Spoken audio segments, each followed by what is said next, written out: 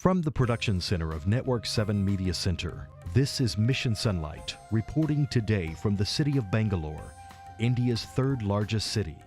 Bangalore, or Bengaluru, as it is called by Indians, was founded in 1537 by Kempe Gowda as the capital of Karnataka, a state in southern India. Gowda was smart and educated and found success in laying out the city architecture, planning streets and regions by their purpose and need. He started Bengaluru as a large mud fort with a small population and divided it by a cross of two main roads. What began as a simple and organized community has now grown into the chaos of millions living in India's Silicon Valley region. This city is home to nearly 9 million people, 80% Hindu, 13% Muslim, and 6% Christian.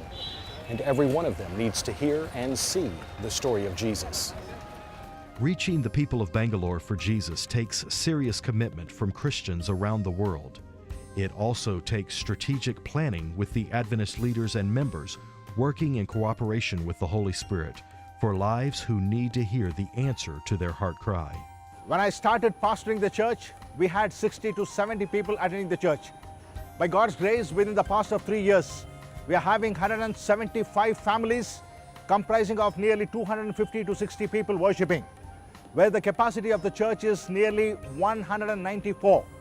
Pastor Paul's church in the Chinnamati district is currently meeting in 2 modified classrooms at this school. On this campus, the educational needs of 3,500 young people are met every day by faithful Christian educators. The Chinnamati school needs the use of the 2 classrooms and the outer space occupied by the current stairs entering the church. And the Kannada church needs space to expand as there are more members than there are seats in the pew. We don't have a separate church building. So then we are not having place for our children to conduct Sabbath school program. And not only that, even our youths also are facing a problem because they don't have a proper place to sit and learn a Sabbath school lesson. Many of the church members are standing outside. Every week we are having a huge crowd coming, apart from the guests and the visitors visiting our church every week. A few blocks away is the residential compound previously occupied by the union and later division president and wife Ralph and Dorothy Watts. Today, the house at this location serves as a guest house and a place for workers in the nearby union office, hospital, and schools. These quarters have irreparably deteriorated and will soon be replaced as the site of the new Kannada church. I hope and pray if we could have a space of nearly 400 to 500 people accommodated in a church being worshipped with. Kannada church members and leadership alike are excited about the possibilities that this new location will bring. There will be room for more pews, which means everyone can worship together. Sabbath school rooms will also be added, and an underground parking lot is planned. This will enable members to safely park off the street when attending evening meetings. I request, each one of you being able to watch this video, be able to pray for this and able to have an assistant so that we might be able to have a church being built so that many more souls might be added to the church and to the kingdom come. The dream will not end here. When you help these church members, you will also aid in the medical work and administrative function of this region. Building the new church on this site is only the first phase. The East India Union is currently housed in a wing of the Seventh-day Adventist Hospital in the central business district of Bangalore. The hospital needs the space currently occupied by the union offices to expand its medical services. Behind the new Kannada church, new union offices will be constructed here. These will include improved guest rooms and workers' quarters. The hospital rooms will again be utilized for medical purposes. Several hours outside of Bangalore, in the region of Kollegal, there is another school that is experiencing record growth and also needs your support. Right now we have about 1,800 students, about 70 teachers working in this institution. We have from nursery to 10th grade. A lot of people come from different setup of communities, and we cater to the needs of the students, and the entire community in this area, Kollegal, they appreciates our service rendered to them.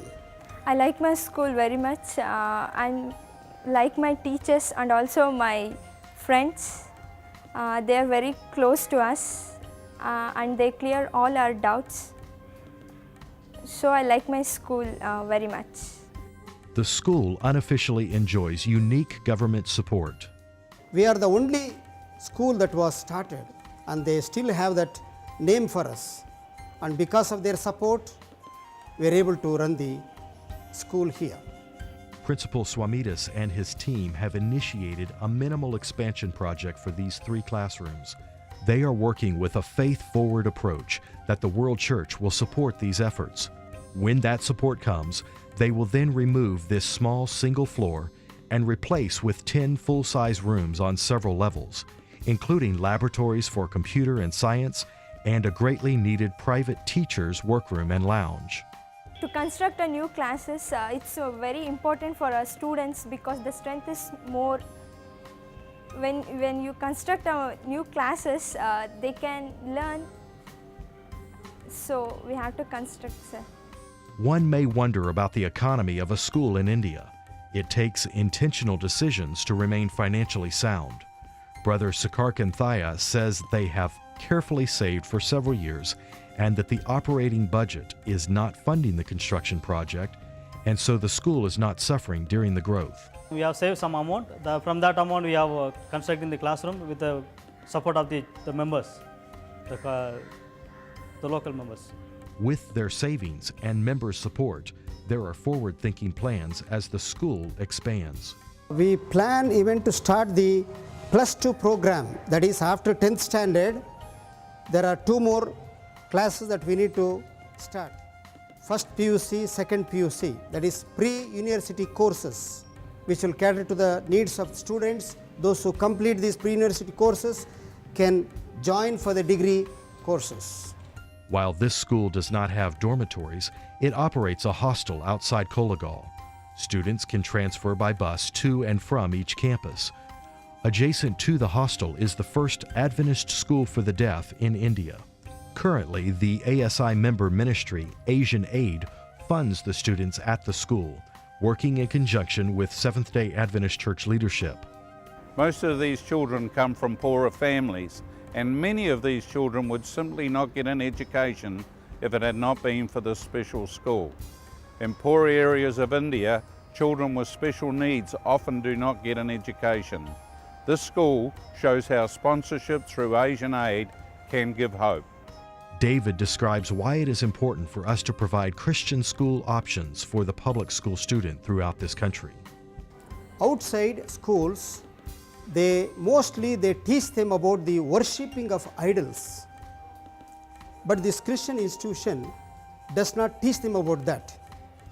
So they love the Christian way of worshipping, teaching them songs and praises, and their character building is so much important to the society.